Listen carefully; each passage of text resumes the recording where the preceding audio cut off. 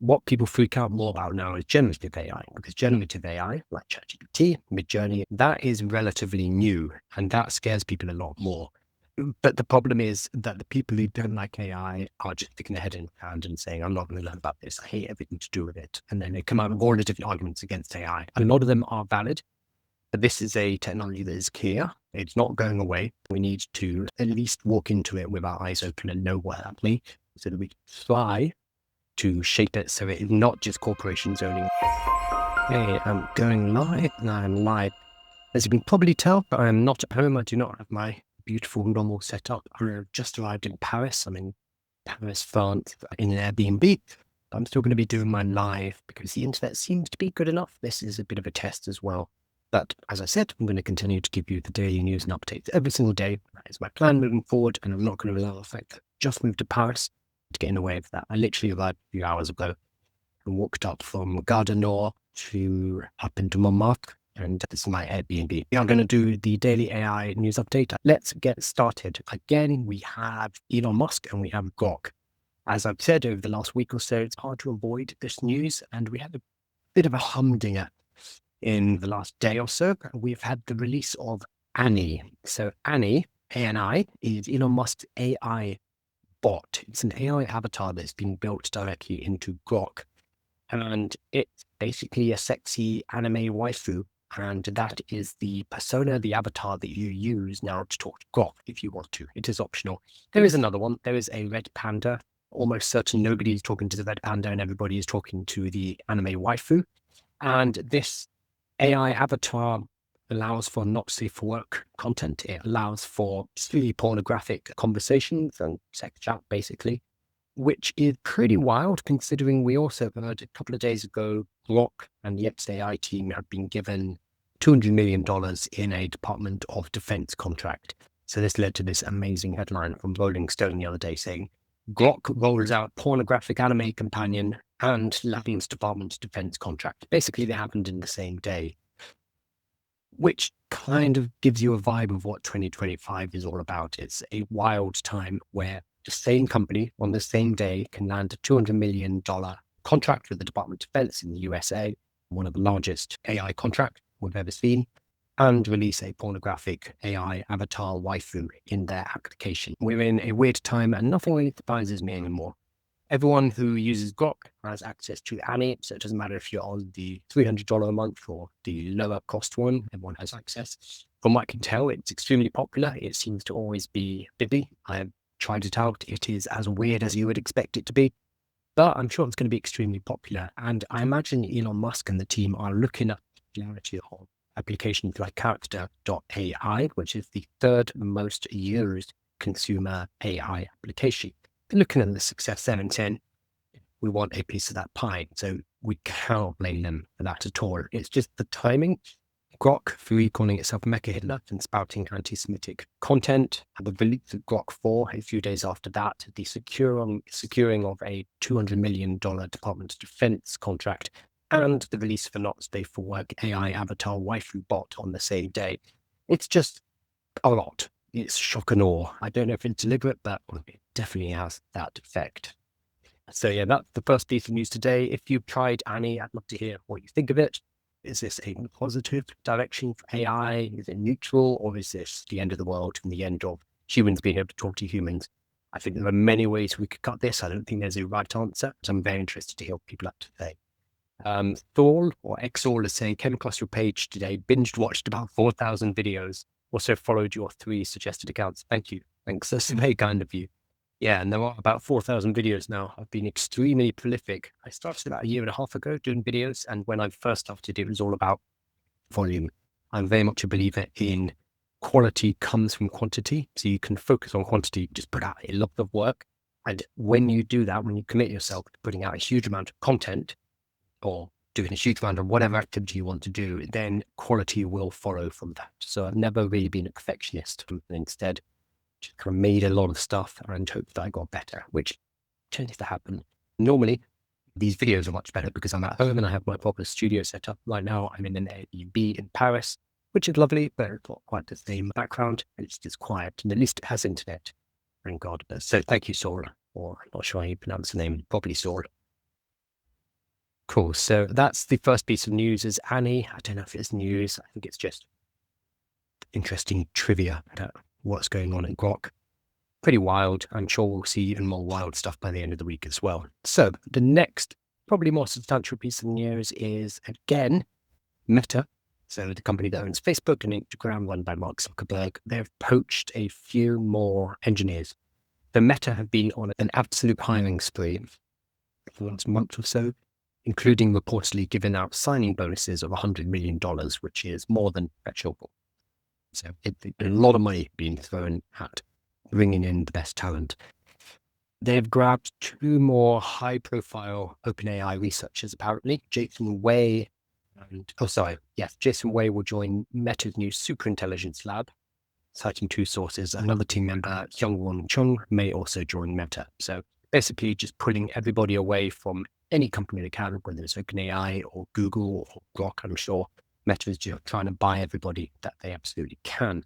So this is not particularly new news. It's just Meta really pushing in this direction.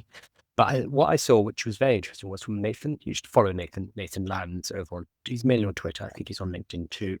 I found his take very interesting. He said, Zuckerberg is doing more to harm AI progress than anyone else, in my opinion. There is no way that Meta is going to catch up. Zuck isn't Elon. He's distracting a lot of the top talent that were actually doing meaningful work. And now those people are going to retire at Meta and become less productive to society. So I believe the same thing here. I think that Nathan is spitting truth. Meta have not come out with good frontier models. Nobody is using Meta AI deliberately. There is a very big caveat here, which is the open source models. So what Meta do, which the other frontier models, the other large players do not, is Meta makes most of their models open source. You can build your own software on top of Meta's Llama models. That's fantastic. I have seen speculation, this may or may not be true, that this is basically to undermine OpenAI, because OpenAI got so far ahead so quickly that Meta and Zuckerberg were looking at it like, we cannot catch up with this. There's no way we can get enough computation or enough talent or refine our models quickly enough to be able to catch up with what OpenAI are doing. And this is an existential threat to us, Meta, moving forward, because we've realized that the technology companies of the future is not just social media. The technology companies of the future is artificial intelligence. That's where it's all going. The Meta do have a huge advantage in that they have a lot of data. They have a lot of images. So if you put photos on Instagram or Meta now, that is used to train their photos, their photo generation and their video generation, artificial intelligence. A few months ago, there was a notification that went around saying, hey, if you don't want this, make sure you opt out. But they kept it as quiet as possible. A lot of people don't realize if you upload photos, unless you specifically opted out, then it's going to be used to train Meta's AI. So they are doing things like that. They're using and leveraging their users' data in order to catch up. But still, they have not released a model that has blown anyone else to the water. On the other hand, Grok, Elon Musk's company, XAI, created things like Grok. Grok 4 came out at the beginning of the week, and it's good. It's not great. It's not better than Claude. It's not better than OpenAI, but XAI have only been around since March 2023, so just over 2 years. In that time, they built Colossus, which is a data center which has 100,000 H100 chips. I think it's probably 50,000 now, and a bunch of H200s. So they've put in a huge amount of money, a huge amount of work. And in that time, they've managed to catch up and create something that is it's in the running to be a frontier model. It's in the running to compete with OpenAI and ChatGPT. It is not there yet. It is not good enough yet, despite what the Elon Musk fanboys say. But what is impressive is that they have committed so hard and spent so much money and brute force their way to a model that is almost as good in just 2 years. And remember that OpenAI have been doing this for a long time in terms of AI. Meta don't seem to be doing the same thing. There was discussion of a new data center, which they're building, which I believe is the size of Manhattan. That is the comparison I've seen thrown around. I need to look into that properly. They are behind. They are behind at the moment, and Zuckerberg is poaching away talent, giving it a lot of money.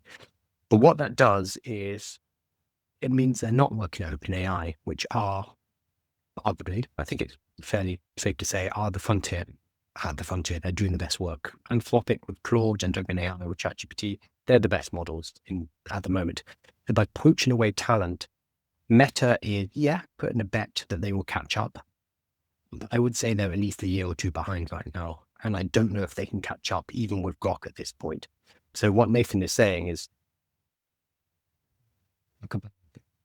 poaching away talent from companies that actually need it and will be able to use it a lot more. And yeah, sure, they're going to be comfortable. These engineers are going to make a huge amount of money, but that's going to take the sail out of their wind. It's going to remove their drive. They're not going to be building the best models. Instead, they're going to have cushy jobs at Meta, building something that's probably not as good. So I agree with him here. I'd be happy to be wrong. I'd love to see Meta coming out with a model that actually competes with ChatGPT. We haven't seen it for the last few years. Maybe we will. Not sure. So another piece of news, which I thought was interesting because it shows that companies can't just do what they want with our data, and that if there is enough public backlash, if there's enough public outcry, then companies will step down. Maybe not a company like Meta, maybe not a company like X or Twitter, but in this case, it is WeTransfer. So you probably use WeTransfer to send files. It's pretty good at that. That's what it does really. If you have a large video file, for example, you need to send, then WeTransfer is pretty much the only game in town, unless you do something custom. So there was a backlash recently, criticism from customers after they changed their terms and services, which was interpreted as WeTransfer saying, hey, every time you send files to us, we're actually going to check out what's in there, and then we're going to use that to train an AI. So they quickly jumped out and said, we do not use machine learning or any form of AI to process content shared via WeTransfer, nor do we sell content or data to any third parties. So that's pretty definitive. I don't know why they mentioned machine learning specifically, because any form of AI will include that, because I'm not going to get into the definitions there, but generative AI and machine learning is a technique within that and outside of generative AI. But anyway, they've been fairly adamant that they're not using any kind of AI, and they're not using data from their customers to train any form of AI, but we'll see. So what they initially added was a clause which said to include the possibility of using AI to improve content moderation and to identify harmful content. Okay, so they use sneaky language, which was possibility. So the thing is, if you are doing content moderation scans, that means you're scanning everything. So it doesn't matter what's going through, you're going to scan everything, because you can't just scan the bad stuff, because you don't know what the bad stuff is until you scan it. So in order to moderate what's being sent back and forward in WeTransfer, that means they need to look inside. And it sounded like they wanted to use AI to make that process efficient. And then the term said WeTransfer could use content for purposes, including to improve performance of machine learning models. Okay, that's quite specific, that enhance our content moderation policy. Again, it's interesting because machine learning has been around for a long time. So companies like Amazon is a great example of, they used machine learning to price goods and goods. So when you go on, you're given a price, and it comes from machine learning. Same with Expedia or Kayak or Skyscanner. It's all machine learning in the background and working out what the optimal prices are and acting as a market between the seller and the buyer. That's machine learning. There is not somebody in the background tweaking that manually. We've had machine learning for a long time. It's a very, I don't want to say old, because it depends on your timelines of how long AI is, but it's something that we had before generative AI. But it's a foundational technique that is used in other forms of artificial intelligence. So the fact that they use machine learning, the fact that pretty much most big companies use machine learning, they've been doing this for a long time, but people don't freak out about that because they've become so used to it. What people freak out more about now is generative AI, because generative AI, like ChatGPT, Midjourney, etc., that is relatively new, and that scares people a lot more. I wasn't aware of it, but I wonder if machine learning scared people at the time, and big data, probably people were thinking, oh my God, they're stealing all my information. They're going to use this to do terrible things against me. But I think over time, over a decade or so, people just got used to that. That's probably what we're going to see with generative AI. We're going to have a couple of years where people are saying, no, it's my information, it's my data, you cannot train on this, it's destroying the environment. All of these things that I'm sure they said about machine learning and big data, but then after a decade or so, people will get used to it. They get used to the convenience of these technologies, and generally we find something else to worry about. Went back on what they'd said, and they came out with a new statement saying, no, we don't use any machine learning or any form of AI to process content. Whether or not that's true, hard to tell. We don't know what they're doing on the inside. They may be being slippery and putting out a well-worded statement to get away with not lying. You can never lie, but you can say things that are not 100% true. But we'll see, basically. I'm surprised that they're not using machine learning if they have content moderation. So say we're not going to use any at all, seems short-sighted, because that is pretty useful technology. Oh, hey, Emma. Hey, Emma. Great to meet you the other day at the summer party. Your face randomly popped up here. Yes, it does. Good to see you, Emma. I didn't know you were on TikTok. And yeah, my face does randomly pop up all over the place. I'm actually going to a meetup here in Paris tomorrow, and I'm wondering if anyone will recognize me, because I get recognized a lot in London, which is very weird. It happens quite a lot. It happened the other day when I was in the hairdresser. So I was having my haircut, and a guy came up behind me, and I can't run, I can't go anywhere. The guy was like, hey, I know you. You're from TikTok, aren't you? It's like, yeah, I'm from TikTok. He's like, I love your stuff. And then he left. He just left. He didn't say anything. So my hairdresser and the rest of the people waiting in the hairdresser were like, who are you? What do you do? And one guy was like, are you a model? And I was like, are you a boxer? No. Are you a footballer? No. Thank you. And then when I actually explained what I did, it was very anticlimactic for them, unfortunately. But so I do get recognized in London, which is weird and creepy. If you do see me, though, say hello.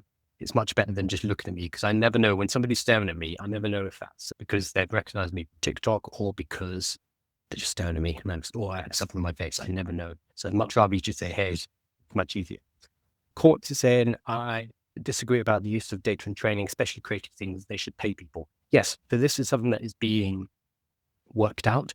We're going to see a lot of movement here in the court case between Disney and Midjourney. So Disney is suing Midjourney because with Midjourney, you can generate Mickey Mouse doing whatever, doing terrible things. The Disney have come at Midjourney and said, okay, absolutely not. We're suing you into oblivion. They did not go for ChatGPT, interestingly, and the model, because ChatGPT has models that are trained on images too. Maybe they have better content moderation in place, so it's harder to create them, but they're definitely trained on that information. But Disney, I think, are choosing their fight. And instead of going for OpenAI, which is going to be too big a fight for them to handle, even if it's Disney, this would be a huge, one of the biggest cases ever if Disney went for OpenAI. Instead, they're going for Midjourney, because Midjourney is a lot smaller and Disney are more likely to be able to bully them and take control of their intellectual property. So I think what will happen is we will probably have some kind of recompense or some kind of way to protect intellectual property that's being fed into an AI. It will not be laws and structures and intellectual property rules that help the small artists, though. It's going to be laws that are put in place by companies like Disney who are going to lobby for this stuff in order to protect their IP. It's not going to protect the small artists because the small artists and creatives are not the ones who are going to be able to push the agenda in the legal cases. So I think whatever we end up with is going to be protecting Disney, Universal, Paramount, etc., the big boys, and not necessarily individual creators. I think that will hold until Disney, Universal, film studios, etc., realize, oh wait, we actually want to use AI in our production. This is already happening with things, very basic things like the voice replacement. So let's say you've got Timothy Chalamet comes in for a movie, you get all of his lines, you mocapped him and you've done whatever, and then he goes off and he's working on his next movie. To get Timothy Chalamet back in to do re-recordings or to put the mocap suit on him or to reshoot a scene is prodigiously expensive. It's far too expensive. I imagine it's already stopped happening, but more and more film companies are just going to start using AI to re-record those lines and you maybe re-record the scene, and we'll see that grey area basically expanding. And when Disney, Universal, etc., realize, oh, this is much cheaper, then I think they'll be on the side of AI. So it's going to be an interesting debate, because right now, something that's created using artificial intelligence cannot be copyrighted, which means that it is too risky for a company like Disney to use significant AI in their creations, because they could potentially not copyright what they've created, which is a nightmare for them. They no longer own it. Once they're using sufficient amounts of AI in their creations for them to worry about not owning the copyright, that's when they'll be pushing for AI content to be copywritten, and at that point, they'll probably be less bothered about what's being used to train it. I think that's the way it's going to go. It's going to be corporates versus corporates, AI companies versus entertainment companies. And then eventually, as we've been seeing with companies like the New York Times, there will be a merger and the corporations will work together. So with someone like the New York Times, yes, they're suing OpenAI, but they've also signed deals with other artificial intelligence. They actually have signed one with OpenAI, but that's too complex. But they want publishing realize that they can actually make more money by working with the AI companies, they will. Or AI companies will buy them. So we have things like Amazon, Jeff Bezos basically owns the Washington Post. He also owns a large portion of Anthropic, who create Claude. So there is a deal. They're linking the Washington Post, and it's being allowed in the Anthropic model. We're going to see more of this kind of thing. And again, this will not benefit the individual creator, will not benefit the small artist. They're the ones we need to worry about. I think they will get shafted on both sides by the large media companies, whether it's newspapers or film companies or whatever, video games, and the AI companies. So yes, I agree. There should be a way to recompense the original creator. There will be a way, but it's going to be for recompensing people like J.K. Rowling, Disney, and the big boys. The law is going to go in a particular way. This is also why we need to, as individuals, keep appraised of what's going on in AI so that we understand it and we can become part of this debate and part of this discussion. Could get rid of that. Okay. Yes, I agree, but it's going to be tricky. Just scrolling down. Our court is saying my partner's doing a master's in AI and he keeps updating me on this because I'm a designer and innovator. Fantastic. That's really useful because what's happening right now, a lot of my friends are creatives and it's a bit embarrassing that I don't work in AI and I do AI stuff because I have creative friends. But the problem is that the people who don't like AI are just sticking their head in the sand and saying, I'm not going to learn about this. I hate everything to do with it. And then they come out with all the different arguments against AI. A lot of them are valid. But this is a technology that is here. It's not going away. Pandora's box has been opened. So we need to be appraised of what is going on and how it's going to affect our livelihood. So if your partner is doing a master's, keep you updated. That's really useful. You have a personal connection who can help you there. I'm jealous. That's very handy. And part of the reason why I do these daily updates is to, answer them on the live.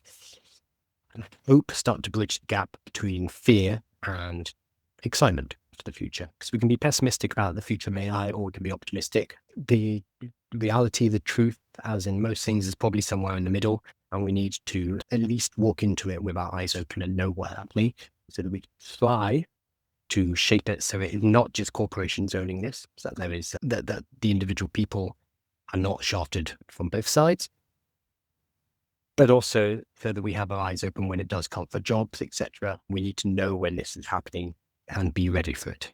So that's what I'm trying to do with these daily updates and also my newsletter. These videos go onto YouTube. They get cleaned up, they get segmented, and then they have time codes and they all go onto YouTube. So if you want to look up certain topics, you don't want to watch the whole live, then YouTube is going to be the place to do it. There's also a daily newsletter, which goes out, which includes the individual segments and the time codes, so you can jump straight to the part that you want to see as well. So you don't need to hop on the live. The live is great if you want to ask questions, specific questions, because I'll be able to answer them. But otherwise, the newsletter and YouTube are really helpful for basically keeping up to date. Cool. This is very interesting. Thank you. Always big businesses keeping the benefits. Yeah, they set the rules. So right now, the legal systems are way behind when it comes to artificial intelligence. All policymakers, governments, laws, all of these old structures, they will build pre-AI. Some of them are still catching up with the internet, and AI is moving really fast. So we have things like the EU AI Act, which is coming in, is being enacted in August. I forget when exactly, about a month away from now. That was written primarily 2 years ago. AI has come a long way in 2 years, but it takes a long time to get these things ready and signed off and get everyone agreed on them. But by the time it comes out, it's kind of useless because it is based on old technology. I don't know what the solution for this is, but law and governments and policies, they are going to change a huge amount over the next few years. But the people who are going to be pushing those changes are not going to be the individuals. It's going to be the corporations. It's going to be AI companies. It's going to be people like Disney. It's going to be governments, etc. And they're going to be setting the rules. So we need to keep an eye on them and make sure that the decisions they come to don't screw us too much. ideally. Structure 72 says, are there examples of AI entities that are self-directing on businesses? Yeah, there was one 2 or 3 weeks ago where they put Claude in charge of their tuck shop, basically. So selling snacks and stuff like that. And it ran the business into the ground. It's terrible. It's worth looking up. It's a very funny story. I'll cover it one day. But it was absolutely useless. So running a business is incredibly complicated. Trying to get an AI to run the whole business is right now, I think, a fool's errand, because there are too many variables. And as soon as somebody knows it's an AI as well, they're going to screw with it. That's what happened with Chevrolet. Somebody worked out Chevrolet dealerships had a chatbot and you could just get it into agreeing to any price. So he was giving away Chevrolets for $1. Once people realized you could screw with it. I think realistically, getting an AI to run the whole business right now is not possible. There will be I would say AI and AI agents in particular will be able to run functions within a business. And once we nail a particular function that it can do, then we might be able to get another agent to talk to this function, and we'll have two functions talking to each other. And then we build step by step, bit by bit, like that, until we have a fully functioning business. But even then, that requires us to be able to break a business down into these pure functions that can operate by themselves. And it's a very systematic, a very beautiful way of thinking of a business. But businesses deal with people, and people are messy. And so we need to build that randomness into it as well. I don't have any examples of it working yet. That does not mean it will not work. It's just that the early experiments have been fairly catastrophic, because we're not there yet. Our AIs are not sophisticated enough to carry out a task of such complexity. Not yet. AI helped me a lot, especially with my autism in my work, especially Notebook LM. Notebook LM is fantastic. For briefs, journals, and explanations. Yeah, 100%. So I have a lot of students. I have a lot of people who are autistic. They're on the spectrum or neurodivergent and way neurospicy. And they all tell me, absolutely, AI has been a lifesaver. So people with ADHD, people with various different diagnoses have found AI to be incredibly useful in everyday life. So a lot of the power users I know are neurodivergent in some form or on the spectrum.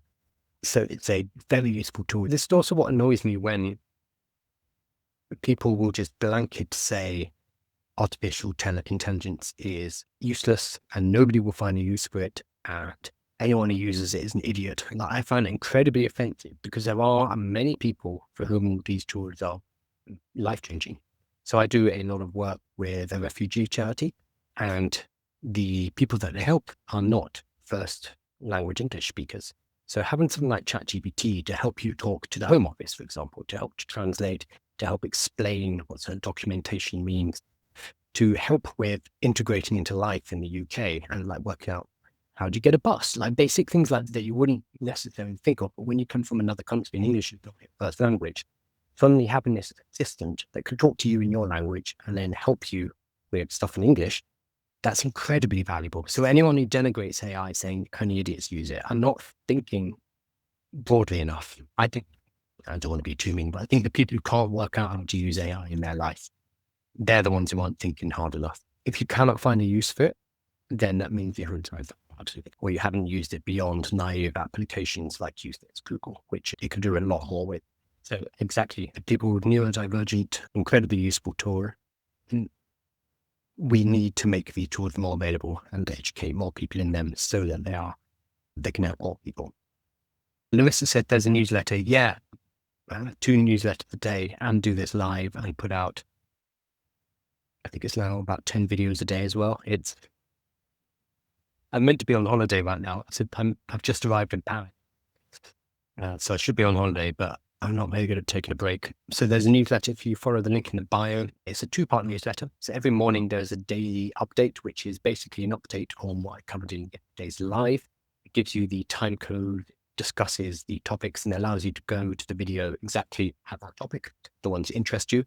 And then in the afternoon, I produce a newsletter, which is helping people to start and grow businesses using artificial intelligence. So I think that the best thing you can do right now is to have some kind of additional source of income, some kind of business or freelance or consulting or advisory gig on the side, because we cannot rely on our jobs being around in the next couple of years. That doesn't necessarily mean that your business will work. It doesn't necessarily mean that you can consultation or whatever it is that you start with work, but working for yourself and having that additional pillar gives you more flexibility, because we do not know what's coming. But I do know that if you have multiple sources of income, if you have diversification, you will be better able to weather whatever is coming.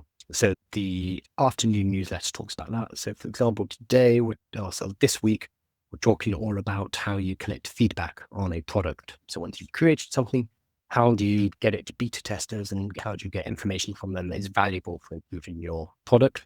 And everything that I teach is both entrepreneurship and using AI. So I've started over 30 businesses in the last 20 years. Most of them failed. That's normal. But when I first started online businesses, digital businesses back in the day, it was incredibly hard, because you had to build a website, you had to build the product, you had to do customer service, you had to work out how to do Facebook advertising, you had to do the analytics, you had to do absolutely everything. Nowadays, we have AI, which can act as an assistant, and it can help us with so many of these things. So I personally think that this is such an exciting time to start something yourself. Tej asks, how do you think the law will affect AI? So I just talked about this briefly and slowly. The problem with the law is it moves very slowly compared to artificial intelligence. So I think the main touchy dilemma is going to be the fact that by the time a law comes into place, by the time we have a precedent, by the time a lawsuit reaches its resolution, AI will have moved on. So it's always going to be a moving target. There was a recent law, or no, it wasn't a law. It was in Trump's Big Beautiful Bill, which was 2 weeks ago, I think. There was an amendment which they wanted to add an amendment which would disallow state level laws against artificial intelligence from being enacted for 10 years. So it was going to be a law against passing laws, which was mad. Like, I'm pro AI, but that is mad. That's madness. Thankfully, it was thrown out in 1991. But I think that's way too much. I think we need the legal system to be working these things out. We just need to understand that it's always going to be in the wake of change. AI, the companies building this AI, they're going to move fast and break stuff. The law and governments and everyone else are going to have to be picking up the pieces afterwards. So it will be messy. There's going to be a lot of work for lawyers, though, moving forward. But it's always going to be lacking. Sunny Planning said, not super techie. Do you still think it would be valuable to learn coding? Yes, which one? Yeah, I think learning to code is still valuable. So vibe coding, which is a new term, is really exciting because it allows you to build basic code products, so applications, software, web pages, etc., using natural language. Really exciting. So you can use tools like Lovable, Bolt, or a bit more advanced than like Cursor to use natural language and talk to an AI and have it put together products for you. It's really cool. And if you've never tried it before, I recommend checking out something like Lovable just to see, because it is magic. It's like using ChatGPT for the first time.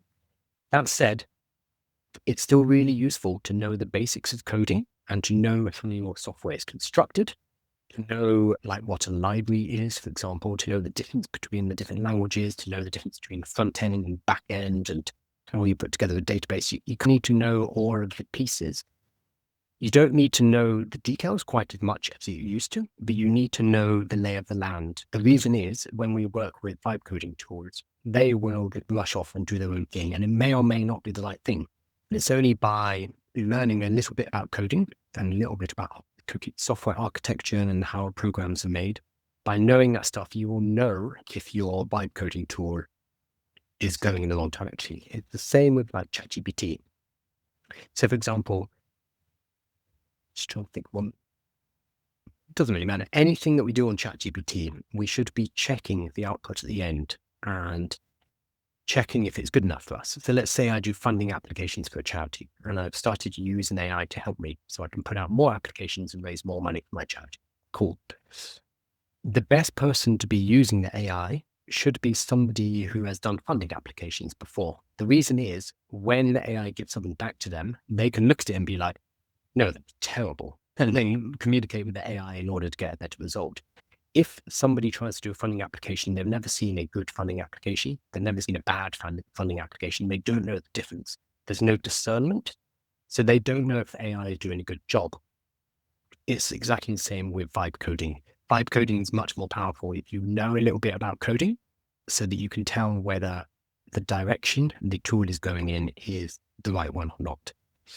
I would also say that vibe coding is not quite there for building big, complicated applications. That's fine. It's good for putting together minimum viability products, product demos, proof of concept, etc. And then you would either hire coders. It's still very much worth learning. If you are learning a language, I would say Python. I am biased, but a lot of people would say Python, and that's going to be a decent place to start. And it is also the one that is used in deploying and building AI models as well. So it's a useful one if you want to go in that direction. So Python is probably your best language right now. There will be lots of people in the comments. There will be lots of people in chat who are probably going to scream at me and tell me why I'm wrong. People get very, territorial or tribal about the best programming language. In reality, they all do the same thing, or there are groups of them that do the same thing. There are just different ways to communicate. And the difference between programming languages is becoming less and less important because we have AI. I put together an application recently using Tailwind. Never used Tailwind before, but I knew enough about similar technologies to be able to understand what it is doing and to be able to catch up very quickly. So long answer was yes. Short answer is yes as well. But also dig into vibe coding and start to build as quick as possible. Rather than burying yourself in books for years and years, just start building. You can work out what you need as you go along. Lewis said, "Got to sign up." Yes, please. It's in the link in bio. It's also free. I should have said. Jack says, currently beta testing an AI app. Okay, check out my newsletter all this week. I've been talking about beta testing, and not just beta testing is really interesting because it gives you feedback on how to improve your application. But I'm also looking at it from a marketing point of view. If you read the playbook this week, you'll see it. Basically, you want to turn your first beta testers into champions, into advocates. So you over deliver for them so that they think, oh my God, this is amazing. They want to support the project because they become almost like a co-creator with you. You implement their feedback, you pick them up, you draw on their ego. So they become a champion and an advocate who wants your product to do well. So testing and feedback. Yeah, so go and check that out. So everything's on the website or the archives. You can have a look at that as well. And then if you sign up for the newsletter, you get the new ones, although there's only 2 more left. Is there a specific course suggestion for Python? How did I learn? So there's a book called Learn Python the Hard Way, which is terrible. No, I really like the title. That's what I used to get started. There are some good ones on Udemy. I've not used them though, so I can't speak for them. I'm trying to look it up. There's a lot of applications like the Code Academy, Mimo, Anki, etc. Loads of these applications which are like learn to code, and they're a bit like Duolingo.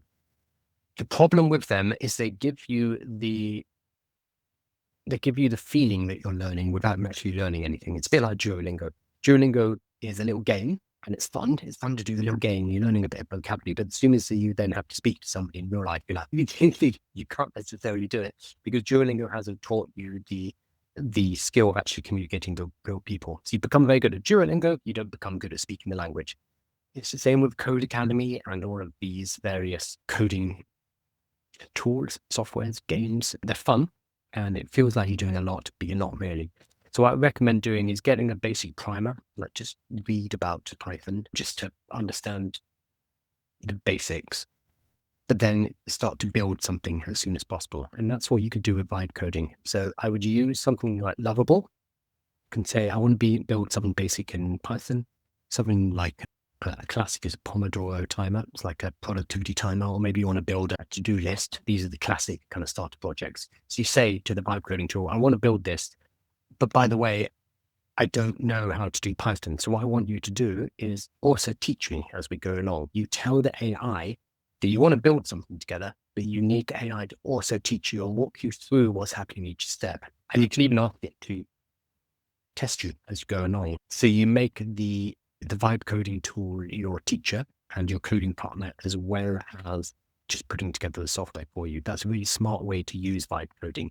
And it allows you to build something and understand how code works in a non-abstract way. And it's much, much better than just doing Code Academy, which is basically a game and doesn't actually teach you anything. Well, what's it called? There's a book called... Oh, I know. Sorry, I know. A great book. It's a Python Crash Course. Python Crash Course, 3rd edition, hands-on project-based introduction to programming by Eric Mathids. I would start there. Anything by that publisher, it's called a No Starch Press. They're really good books. So I would check that out, but I would do that alongside a vibe coding tool or something like Cursor in order to have it teach you as you go along as well. This is something I could probably put together a training on as well, because it's a great question.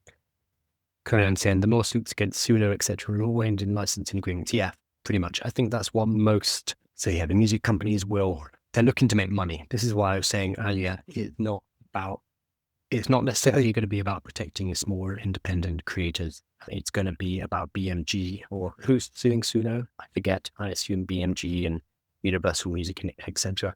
So they can get a payout. They don't want to get stiffed, basically. Yes, some of that money will go to the artists. I don't think much will. So this is corporations who are suing each other to save their own skin, basically. But also for something like BMG or Universal Music, the whole idea of AI music for them is it's an existential threat. The amount of AI music that's being listened to on Spotify, things like lo-fi music that's generated by AI is massive, huge numbers of hours. I haven't got the data on me, but it's an extreme amount of Spotify traffic is just listening to AI generated lo-fi music.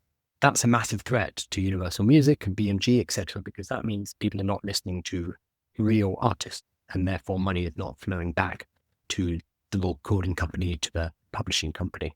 So yeah, they're going to try and get what they can.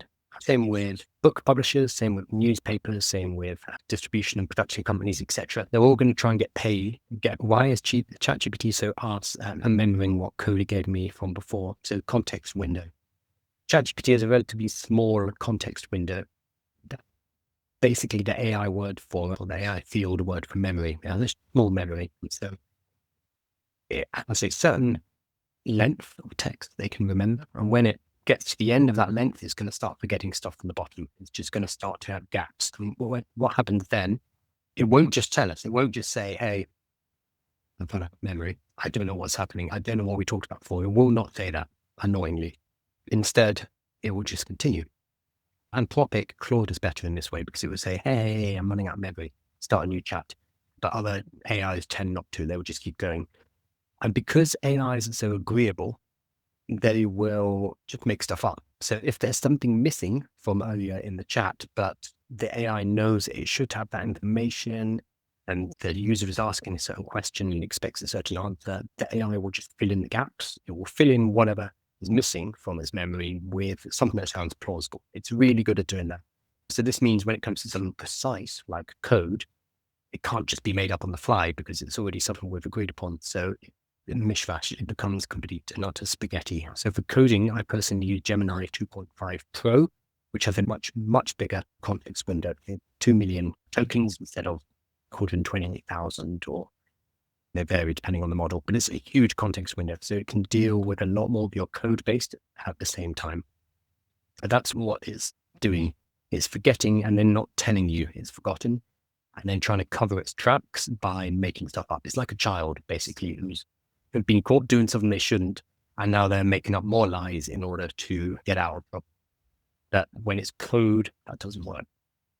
Did you see recently ChatGPT was trying to connect to people's serial report and then denying it? Yeah, I saw that. I don't know if I didn't investigate it properly. I don't know if it was real or fake or if it's hallucination. Because sometimes I did a video on this, which is trending on TikTok right now. It's got about 200,000 views, about a guy who tried to write a whole book in ChatGPT. Apparently, he's spent months writing this book. I have no idea why it took that long in ChatGPT, but still, he wrote this book. And ChatGPT was all this time is compiling it and getting everything together. It's acting as a co-writer, like it was stacking everything up in its memory or in a document somewhere. It included pictures, diagrams. And then this guy got to the end of writing his book and said, cool, okay, let's compile it into a book, export it, and I'm going to get it published. And ChatGPT was like, yeah, I've got a 497 megabyte file for you. I'm going to send it right over to you. And the guy was like, yeah, cool, send it over. Let's get this published. ChatGPT's like, I emailed it to you. And of course it didn't. It was making it up. ChatGPT was role-playing all of that time about being a co-writer. So something in the prompt earlier on had put it into this role, and it just pre-acted. It acted as it thought the user wanted, as a co-writer that was compiling this book and inserting the pictures in the right places for it. It wasn't doing any of that. And then it would lie and say, "Oh yeah, I'm going to email it to you. I'll send it to your Dropbox or whatever." We may have something similar with this connecting to your serial port, maybe, where it's play-acting a certain type of role, and it thinks that's something it should be doing. So it's okay, I'm going to connect to your serial port. I don't know the full details, but I suspect it's probably something like that. I don't know the serial port anyway. Like we've got old compact computers. How much is Gemini Pro? So I use Gemini through the cursor, so you can hook into models. So I use it per usage. I can't remember the exact amount. But I think you can also sign up. You can also get it through Google Workspace if you have a business email account or business Gmail account. So I have it through that as well. I think that's $20 a month, but I'm not sure. But the coding is per usage, and it is like $0.0 per usage or whatever. I'd have to look it up there, but I can't remember. But my bills are never that high. Cool. I am going to check saying that's so funny. We probably had a co-writer the whole time. How did he not check within 3 months? So that was awesome.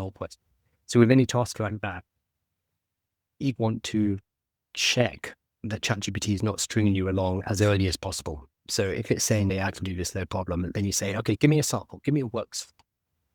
You should do that with human beings too, because you can't always trust that they can do something. So what you should have done is done the first chapter and did the graphics, whatever it was, and said, okay, can you export that? And then he would have realized very quickly that no, it couldn't do that. Although it can export files, it connects to Google Drive, etc., etc. So it is possible.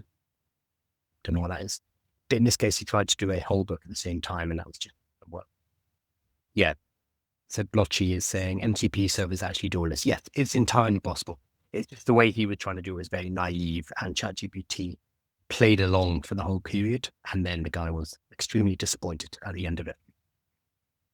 Mark is saying it's $15 per million tokens output, I think, for Gemini. Thank you. I haven't kept up to date. They shift all the time, especially when a new model comes out. Then the old model tends to collapse in price, and then the new model will be the pricey one. Sometimes you can get away with the old model though, especially now, because the differential between each model is less and less each time.